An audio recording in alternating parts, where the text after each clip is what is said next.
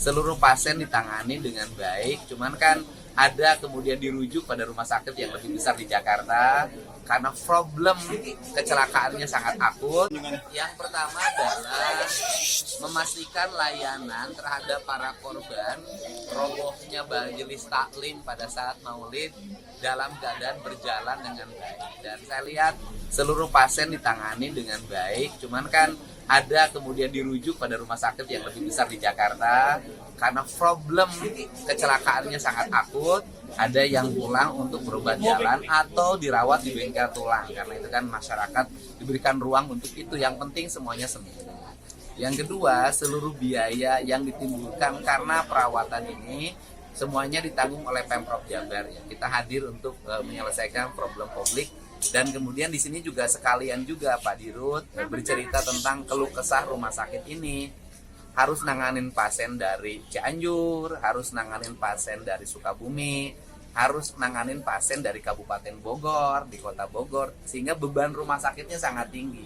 Dan potensi orang untuk tidak bayar karena BPJS-nya tidak mengklaim atau tidak punya BPJS sangat tinggi. Jadi kalau terus begini nanti bisa kehabisan bahan, kehabisan biaya operasional. Sehingga kalau ada usulan bahwa minta pemerintah Provinsi Jawa Barat untuk men-take over atau mengelola rumah sakit ini, saya menyatakan Pemprov Jabar bersedia. Nah, karena apa? Karena di sini cakupan ruang wilayah layanannya sangat besar dan ini penduduk tertinggi di Jawa Barat.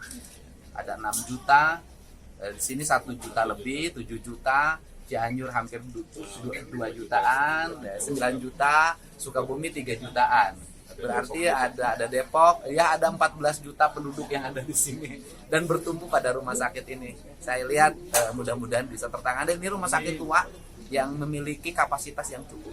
Pak, secara spesifik terhadap korban dan juga majelis taklimnya yang roboh itu, apa yang akan dilakukan oleh pemerintah provinsi, Pak, dalam hal ini Pak Gubernur? Oh iya, pertama kalau dari sisi penanganan, kewenangan bergubernur, tetapi dari sisi penanganan yang lainnya yang menyangkut konstruksi bangunan, yang menyangkut kelayakan bangunan, itu kewenangan kepolisian, bukan kewenangan gubernur ya. Tetapi yang fokus saya hari ini adalah fokus bagaimana menangani yang sakit, tidak dulu menangani yang lain.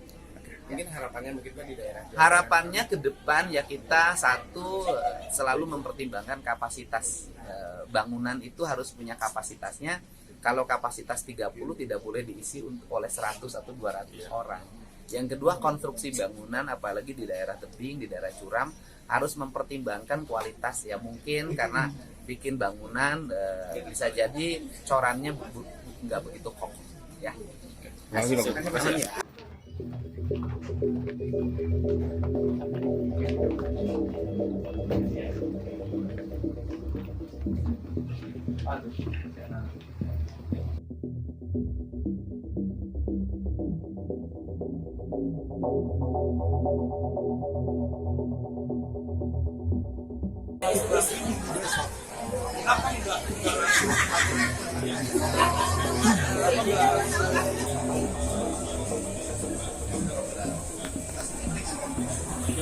Ya.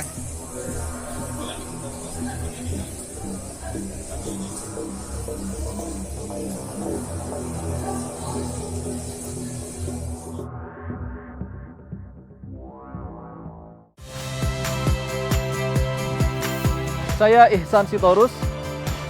Saksikan program-program Kompas TV melalui siaran digital, pay TV, dan media streaming lainnya. Kompas TV, independen, terpercaya.